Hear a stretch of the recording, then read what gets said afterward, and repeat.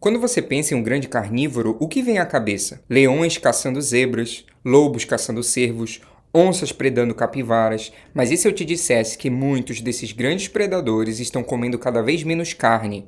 Um novo estudo publicado na Nature Ecology and Evolution mostra algo surpreendente. Grandes carnívoros estão se tornando onívoros de forma dinâmica, e isso está mudando completamente o seu papel ecológico. Nesse vídeo você vai entender o que é onivoria dinâmica, por que grandes carnívoros estão mudando de dieta, como isso afeta ecossistemas e por que isso muda a forma como pensamos conservação da natureza.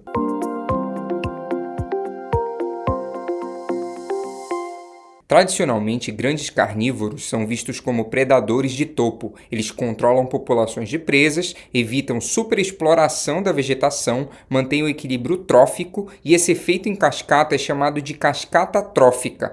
O exemplo clássico é menos lobos, mais cervos, menos vegetação e os rios acabam se tornando mais degradados. Por décadas, a conservação foi baseada nessa ideia. Proteger grandes carnívoros significa proteger ecossistemas. Mas o mundo de hoje não é o mesmo em que esses predadores evoluíram.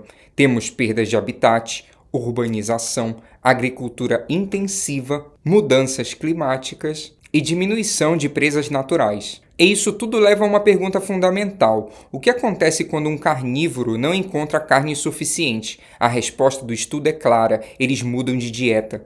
Esse artigo introduz um conceito central, a onivoria dinâmica. Isso significa que um animal não é fixamente carnívoro ou onívoro. Ele ajusta sua dieta ao longo do tempo, do espaço e do contexto ambiental.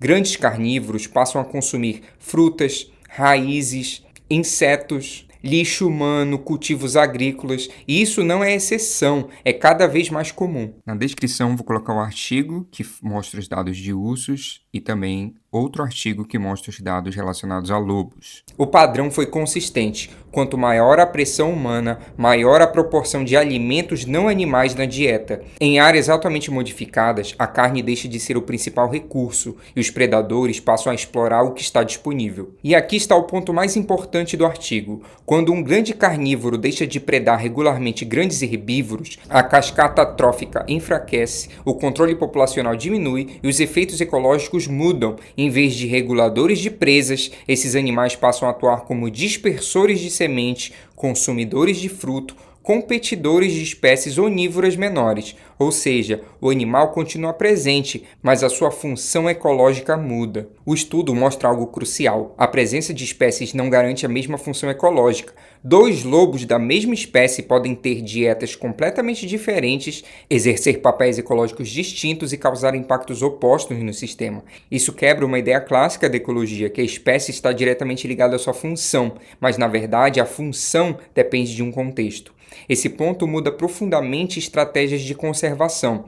Não basta perguntar: o predador está presente? Precisamos perguntar: o que ele está comendo? Em alguns cenários, proteger o carnívoro não restaura cascatas tróficas, pode aumentar conflitos com humanos, pode gerar expectativas ecológicas irreais. O artigo sugere ainda que a conservação precisa considerar a dieta, o comportamento e o contexto ambiental. Com as mudanças climáticas, esse cenário tende só a se intensificar. Secas reduzem presas, eventos extremos alteram a disponibilidade de alimentos, espécies precisam ser mais flexíveis.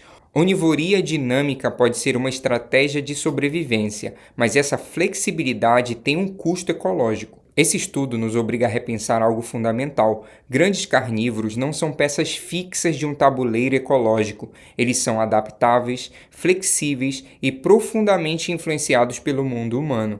Em um planeta em rápida mudança, a pergunta não é apenas onde os grandes predadores estão, mas sim qual papel eles ainda conseguem desempenhar. Entender isso é essencial para conservar ecossistemas de verdade, não só espécies. Se você gosta dessa ciência que conecta a ecologia e o comportamento animal, segue a gente no Biotech Brasil. Aqui a gente te traz os artigos mais atualizados de maneira clara e direta. Obrigado por assistir e até o próximo vídeo.